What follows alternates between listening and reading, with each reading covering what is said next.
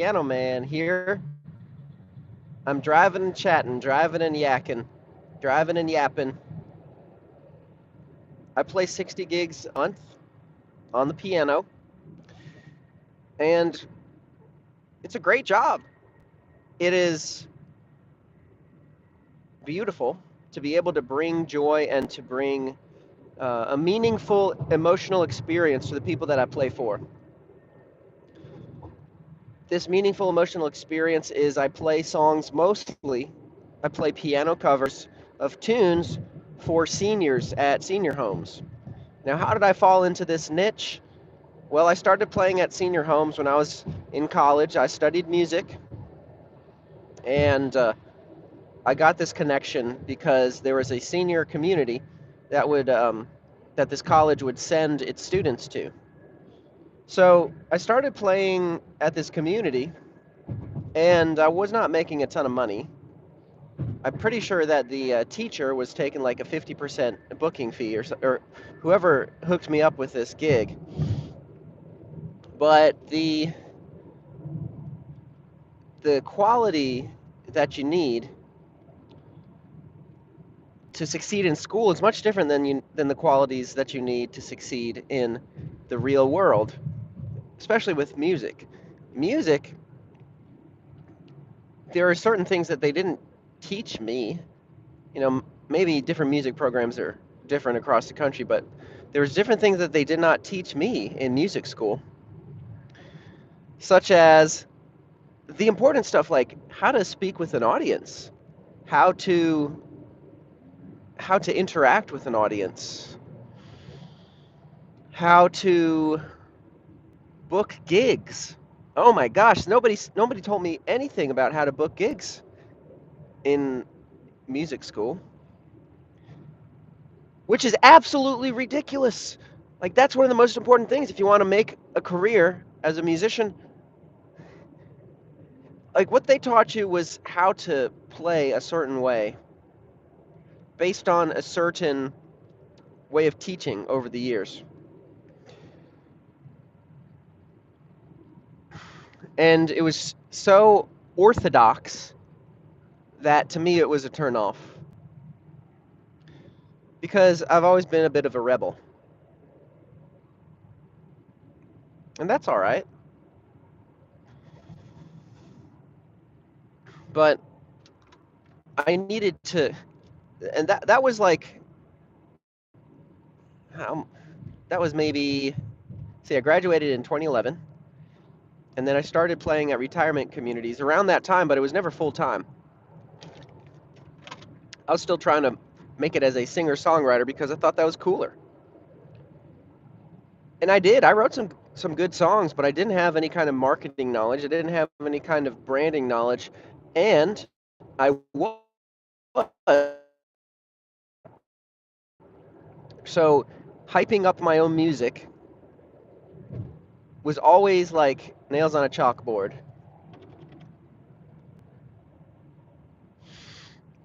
So that didn't really succeed. Although I did write some nice songs, and that was fun. It was called the Apollo Project. Before that, I was with a band called Copper Possum. Hey, thanks for joining, y'all. I'm driving and chatting. I'm a piano player, and I play at retirement communities. And I'm sharing this morning.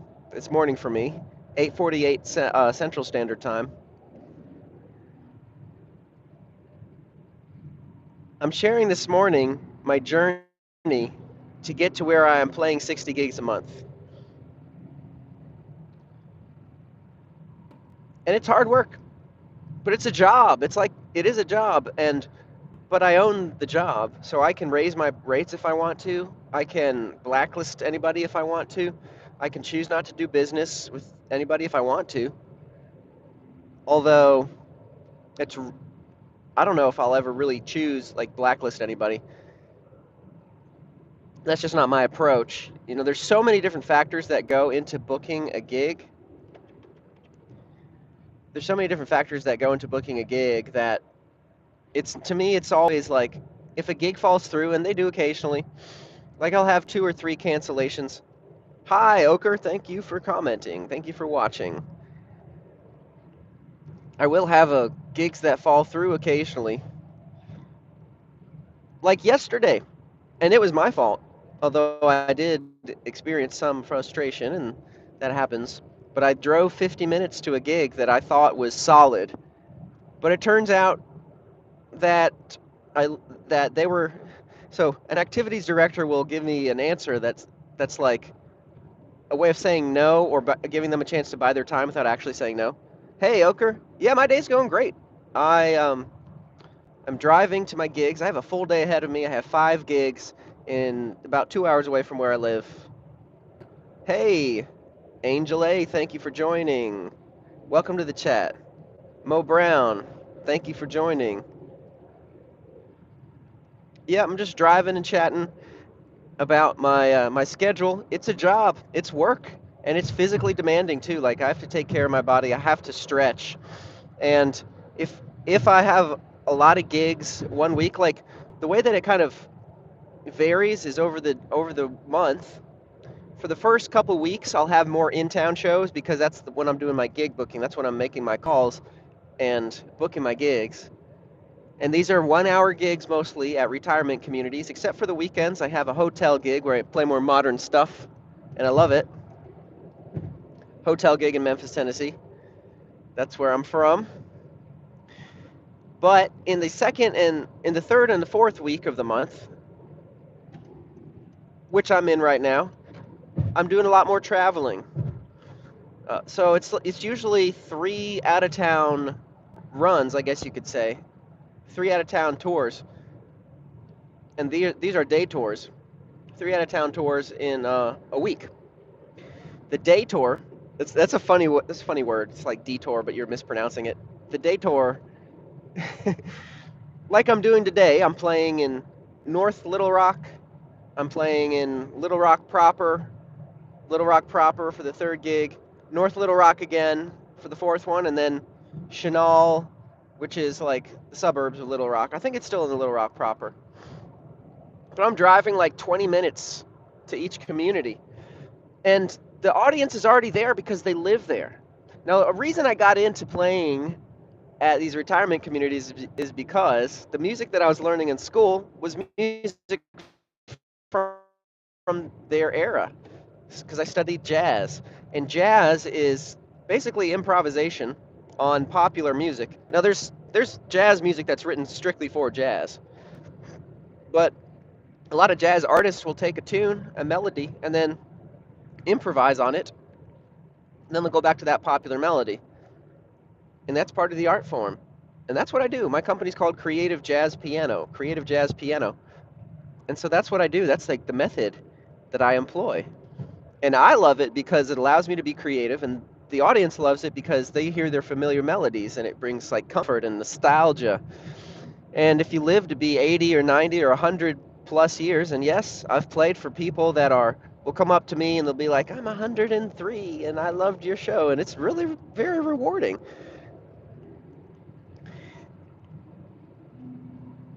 And it works.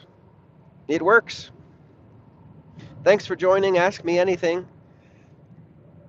I'm a piano player who plays mostly at retirement communities. I will take random gigs occasionally, like I'll play at churches sometimes. I'll hop in on keyboard with a buddy's band occasionally. But frankly, they don't pay as well as retirement communities. They pay per hour maybe like half or a third of what I can make at retirement communities, because the retirement community shows they have a budget for entertainment, and they have activities directors who spend that budget every month on entertainment, crafts, lifestyle things. Like they have a calendar that they have to make. Activities directors. Shout out activities directors.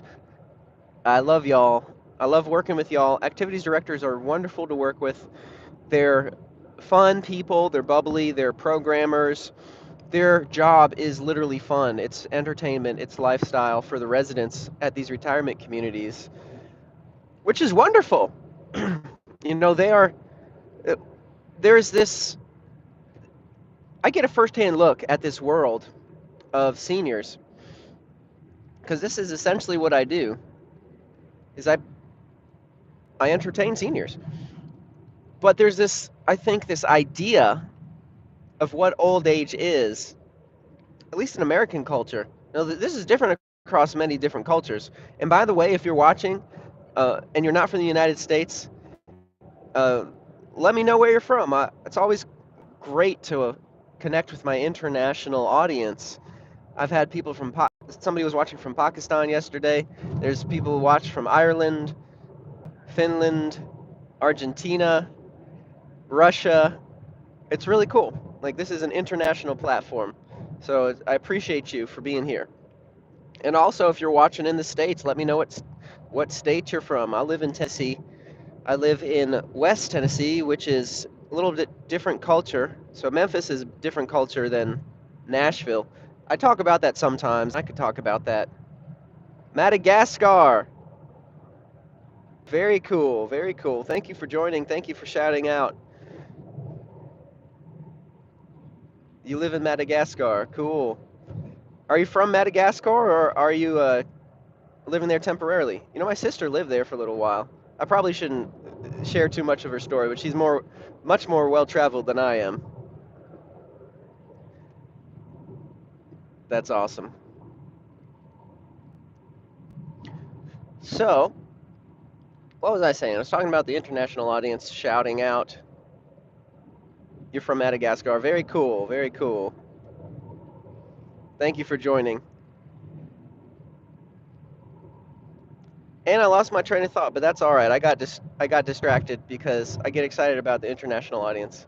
We're talking about the States. I was talking about booking gigs and playing at retirement communities. Oh yeah, okay.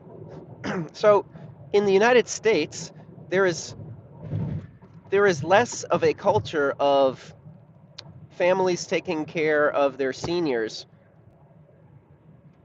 What they do in the United States a lot of the time is there are these homes, these group homes, where seniors will go to live in a community, and there's a staff of people that'll take care of them. Now, seniors need different things as they progress along their journey towards the end of their life, and it's part of life.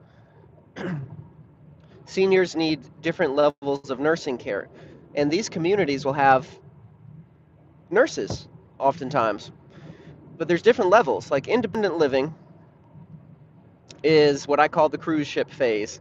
Independent living is just retired, want to party it up, want to celebrate, and it's basically like a cruise ship. Now, this might change over the years based on the tastes of those that are retiring. For example, I'm a millennial, and millennials might have different tastes. They might not want to do the cruise ship thing. They might want, like, I don't know, to be able to sit in a lounge and drink tea and watch lo-fi hip-hop on YouTube or something, which to me sounds very relaxing. Like, I would enjoy that. That's a good time. But right now, the people that are retiring are the baby boomers, and the baby boomer generation is retiring. And what they want is, generally, there's variations across the spectrum, of course, but generally they like the cruise ship vibe. And so they want to spend their money, they want to live in a group community, and they want their needs taken care of. Most of these places will have a full kitchen, breakfast, lunch, and dinner, and they'll get in these communities something that's available less and less in American culture, which is a sense of togetherness, so they don't have to be alone. A lot of Americans these days, adults, are working, so they're spending a lot of their time working. Now, that might be one of the big criticisms of the capitalist culture in the United States. And in my opinion, it has its positives and negatives. There's more opportunity for sure for entrepreneurs and those that want to build a business, but not everybody is wired that way or can rewire themselves in that way. So what you get a lot of the time is you get a couple, if they're married, working two jobs, and they don't have a lot of free time. Now, if there is a situation where the elders, their parents are like living in and maybe taking care of the kids, then that's a good trade. And some cultures are into that, but for some reason, the American culture doesn't do that as much. A lot of seniors prefer to live in a retirement community because they get all their needs met and they don't have to be lonely and alone. So they get the social aspects. And there are so many retirement communities across the United States. I know that there are that is it's a business model, which sounds a little, I don't know, a little sterile because it's you're taking care of people. This is their home. But there's the business aspect to it because these are privately owned, actually not always privately owned, but these are businesses. And that brings me to another interesting topic. So I play about 60 piano shows a day. I mean a day. That'd be crazy. No, that's not possible. A month. I play about 60 piano shows a month. And most of these are at retirement communities. So I'm talking about the business model of a retirement community in itself. Some of them are owned by just individuals. Like there are small care homes that I'll play at. Sorry about the noise. I'm driving on the highway and this particular stretch needs to be repaved. But the business model is there's some people that will turn their homes into care homes. And the way that they do that is basically you rent out your home. Well, first you repurpose your home to accommodate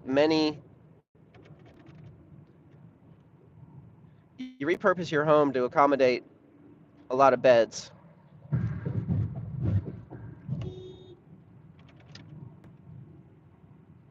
I'm honking at the person in front of me. I'm not road raging. I am